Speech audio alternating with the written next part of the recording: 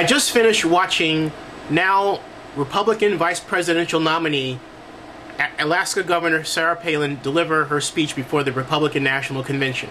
And before I launch into my criticism, let me congratulate her for making it through and becoming the Republicans' vice presidential nominee. I may be on the opposing side, but I'm a lover of politics and I love spectacle, and I have the greatest respect for elected officials wherever they may be. Now with that, I say this. Governor Palin's speech was average. It wasn't great. She didn't hit it out of the park, as Wolf Blitzer said a few minutes ago. She didn't do a great job. She took a well-written speech and made it average. Why? Because one key component of a great speech is the speaker's ability to read the audience and understand that as the audience is applauding and cheering, to not stop reading the text, but to carry through and emphasize reading key parts of the text, thereby causing the audience to become even more excited and carry that audience through to a higher emotional plane, thus hammering home the points that the speaker wants to make. Governor Palin did not do that.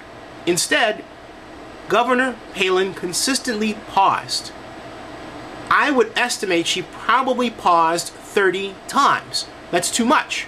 By contrast, Senator Clinton's great speech of last week was great because, among other reasons, Senator Clinton continued with her talking. She, as the audience applauded, continued to speak, and the audience listened, and they applauded more, and the energy built, and it rose to a crescendo. That is what a great speech consists of in terms of the mechanisms of behavior that causes the audience to go and roar and soar. She didn't do that. Governor Palin did not do that. What she did was she read and she found points that psychologically she liked that fit her speech pattern. And for those moments, like for example when she was talking about the hockey moms, which was nice, she did well. But there were longer moments where she was just plodding through the word. Even when she was introducing the gentleman in the audience. Prior to that introduction, I thought I was going to fall asleep. And the CNN cameras were panning in the audience, and they found people who were just sort of there. They weren't really enthusiastic. They had to get the camera off of them real quick. And that leads to my other point.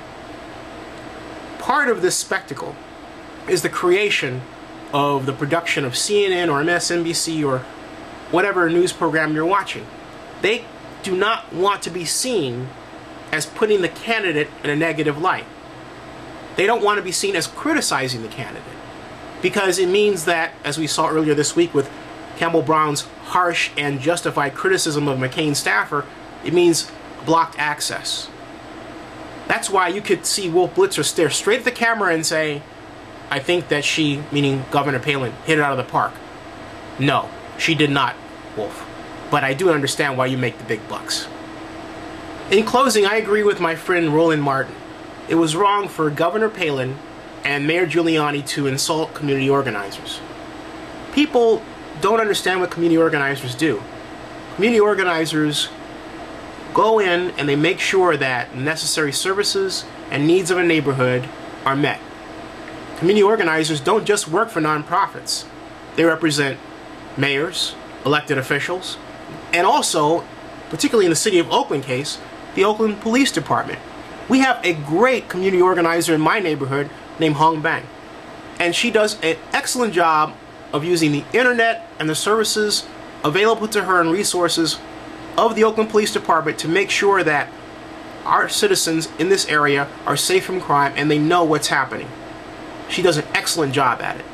But what Governor Palin and Mayor Giuliani did was insult the work of people like Hong Bang and basically say, look, your job is not important at all.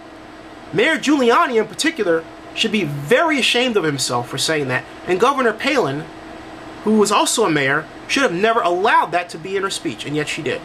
But to come back to my major point, Governor Palin's speech was well written, but poorly delivered, and therefore just average.